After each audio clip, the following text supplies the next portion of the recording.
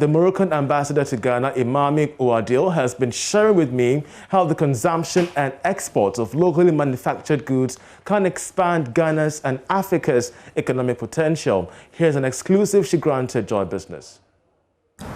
Since I arrived actually in July 2019, my first concern was to discover that we don't do much between our two countries in terms of economic cooperation and trade. So I have first started to inquire about what can we do to just strengthen our trade relations. But even as you inquired about that, did you get to understand the reasons why trade ties are not that deepened? Well, actually, it's just, I think, a lack of adventurous spirit from our people in Morocco and from the Ghanaian business community. Because actually, in fact, we have a lot in common. We have a lot of complementarities, and we have a lot of relations to build on. Our political relations are very rich, have been running since the Casablanca conference, exactly. 1961, with the late Kwame Nkrumah and our late King Mohammed V, sorry. And we have been doing some kind of, I'm not saying that there is no business ties, but I think that there is not enough business ties. And that's my mission here, is to increase this kind of knowledge between Morocco and Ghana, and kind of partnership and cooperation. There are a lot of, not a lot of, but there are many companies, Moroccan companies, that are settled in Ghana, such as CIMAF, the cemetery plant in Tema, which has been here since 2016, and they are doing well. They are even contemplating the creation of a new plant in Ghana, a second one. And since I arrived, and even during the COVID-19 pandemic, many companies, many private and also public entities have shown interest in investing in Ghana. The last one is a big construction company in Morocco dealing with affordable housing. Okay. That has taken a keen interest in investing in Ghana, and they are in very much advanced stages in coming to Ghana very soon. But how much are we looking at in terms of the investment capital? I can't tell you the numbers, because you know a lot of these companies are private ones. That's great. When you presented your credentials to President Akufo-Addo, that was that was in 2019, I believe. It was in September 2019. In September 2019. Yes. You granted the media an interview. And in that interview, I want to quote sections of that which has a relation to your focus as ambassador. Yeah. You said that countries should also focus, Ghana, Morocco should focus on exchanges between two societies, especially at the human and intellectual level, yes, and strengthen academic and scientific cooperation.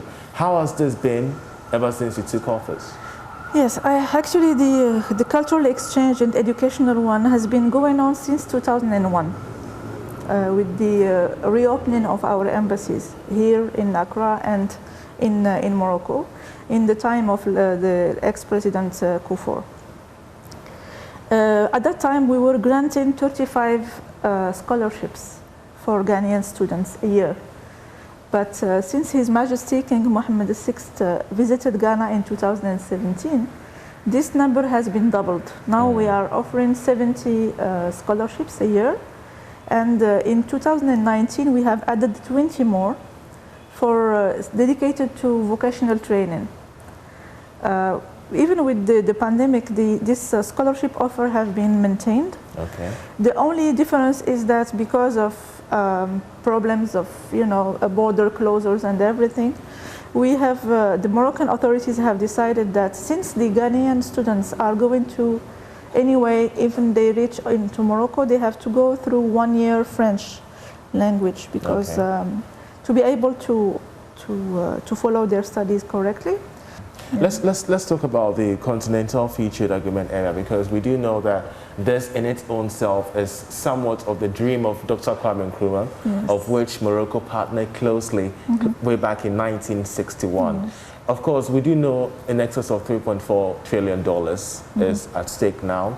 But how is Morocco really tapping into this market so far? If you could help us with some figures, some numbers on the trade patterns and thereafter, ever since it took off on the 1st of January. Well, Morocco has signed the agreement. It was one of the first countries to sign the agreements in 2018 in Kigali.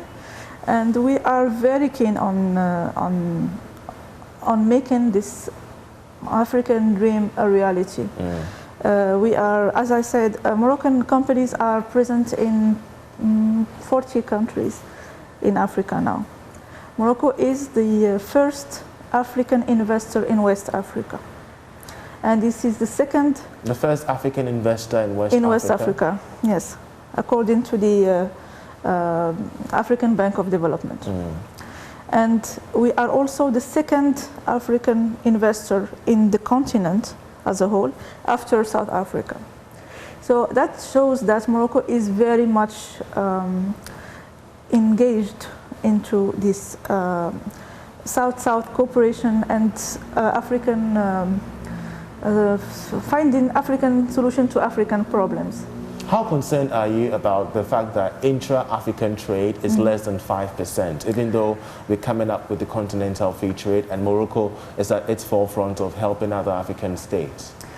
Well, actually, the border problem is indeed a very huge problem for us.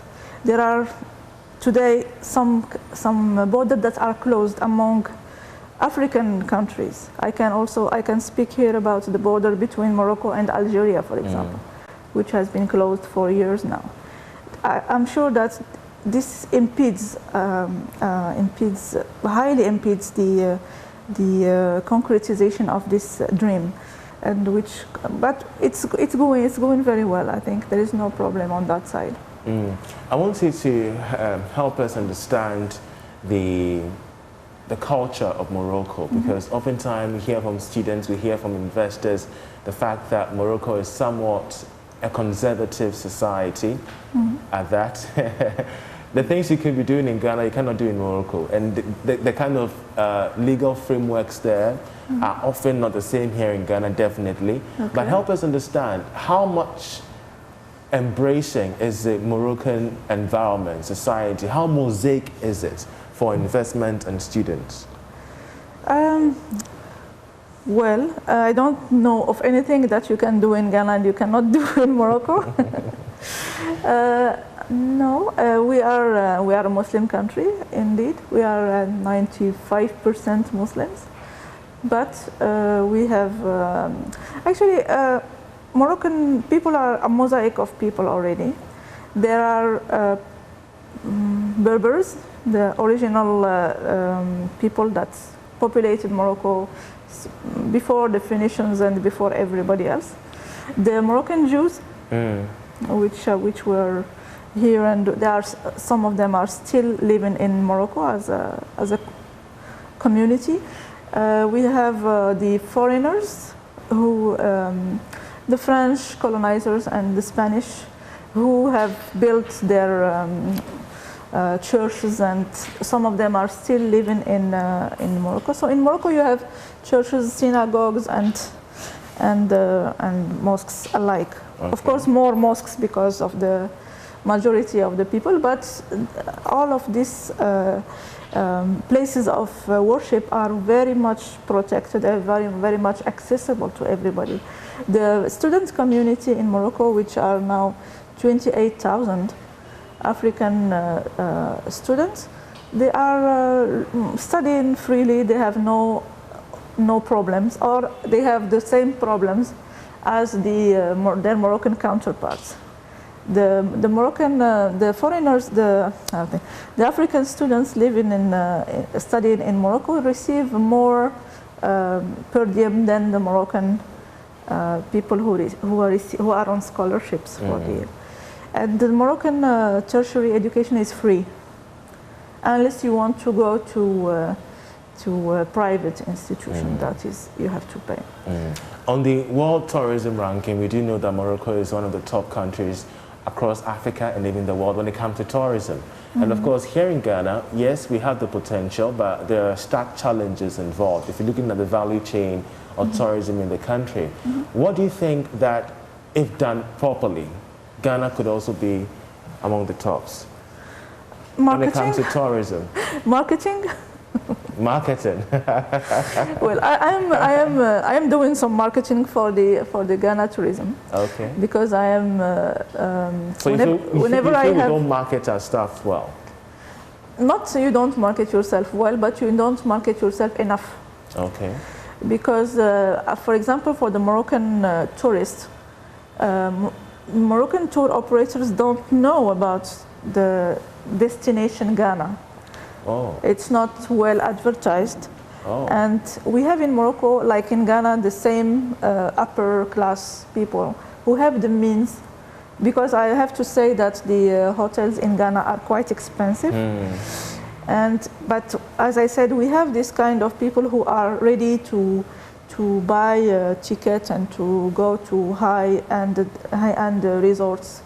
In Seychelles, they go to Seychelles, they go to Mauritius, and they go so far as, I don't know, New Zealand and things. In order to have that exotic feeling, you know that in Morocco there is no coconut trees. And you cannot bath in the sea in December, like in Ghana. But these people don't know that they can fly with Royal Air Maroc, a direct flight to Accra in 4 hours, and have all this available. And they have to travel. I mean that there is not, this is what I call the people-to-people knowledge. This is what I want to achieve. Women empowerment is something that is so natural that I don't think it as I think of it as a program, because it's just the natural thing to do. Okay. Especially in our African countries, and Morocco is also a Muslim African country, that the rights of women has always been at the one of the subjects to deal with.